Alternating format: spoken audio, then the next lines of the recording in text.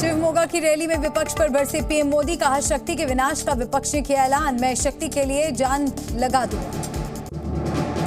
तेलंगाना में पीएम मोदी ने राहुल गांधी के बयान पर किया पलटवार, महिलाओं को बताया शक्ति स्वरूप।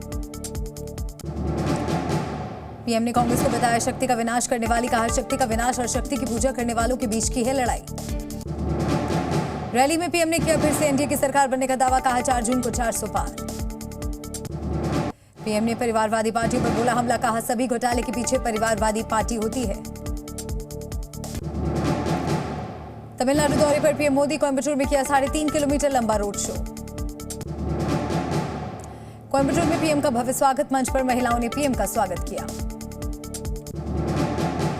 पीएम मोदी के वार पर राहुल का जवाब, कहा शक्ति का अर्थ बदलने की कोशिश कर रहे पीएम, मैंने धार्मिक शक्ति की बात नहीं की।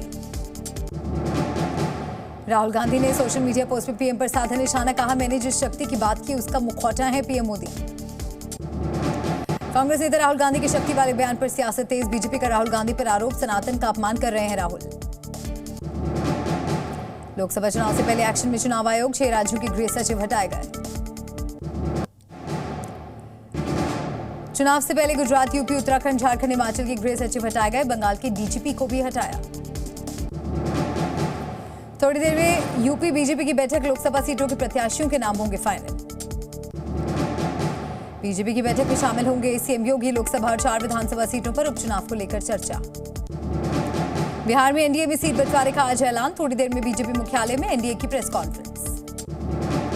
दिल्ली में बीजेपी की बिहार ओडिशा कोर कमेटी की बैठक, सीएम नीतीश कुमार भी होंगे शामिल, सीट शेयरिंग को दिया जाएगा अंतिम रूप।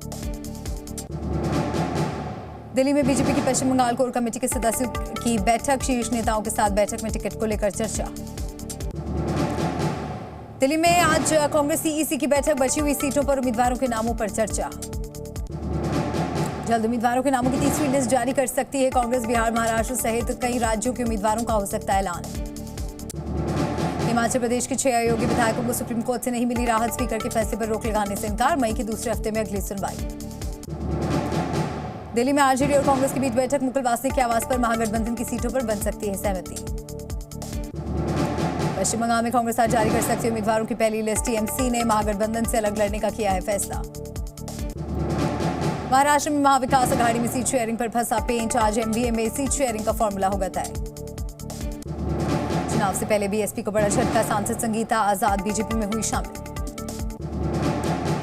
बेंगलुरु में कांग्रेस के खिलाफ यूथ कांग्रेस का प्रदर्शन, कर्नाटक यूथ कांग्रेस अध्यक्ष मोहम्मद हरीश को लोकसभा टिकट देने की मांग। सुप्रीम कोर्ट ने एसबीआई को बॉन्ड नंबर जारी करने का दिया आदेश, कहा बैंक को इलेक्ट्रल बॉन्ड से जुड़ी सारी जानकारी देने की जरूरत। 21 मार्च तक बॉन्ड नंबर सहित सभी जानकारी देने के आदेश, सुप्रीम कोर्ट ने एसबीआई से हलफनामा दायर करने को कहा। कोर्ट में एसबीआई की तरफ से वकील हरीश साल्वे ने रखी दलील, कहा कोर्ट के आदेश को हमने गंभीरता से लिया, हम बॉन्ड नंबर जारी करने को तैयार। तेलंगाना के राज्यपाल टी सौंदरराजन ने दिया इस्तीफा, चुनाव में उतर सकती हैं पूर्व राज्यपाल। सत्येंद्र जैन को सुप्रीम कोर्ट से झटका, मनी लॉन्ड्रिंग केस में सुप्रीम कोर्ट से नहीं मिली जमानत। शराब नीति घोटाला मामले में के कविता ने ईडी की गिरफ्तारी को दी चुनौती, सुप्रीम कोर्ट का किया रुख। के कविता ने शराब नीति घोटाले में ईडी के एक्शन को बताया गलत, 23 मार्च तक ईडी की कस्टडी में है के कविता।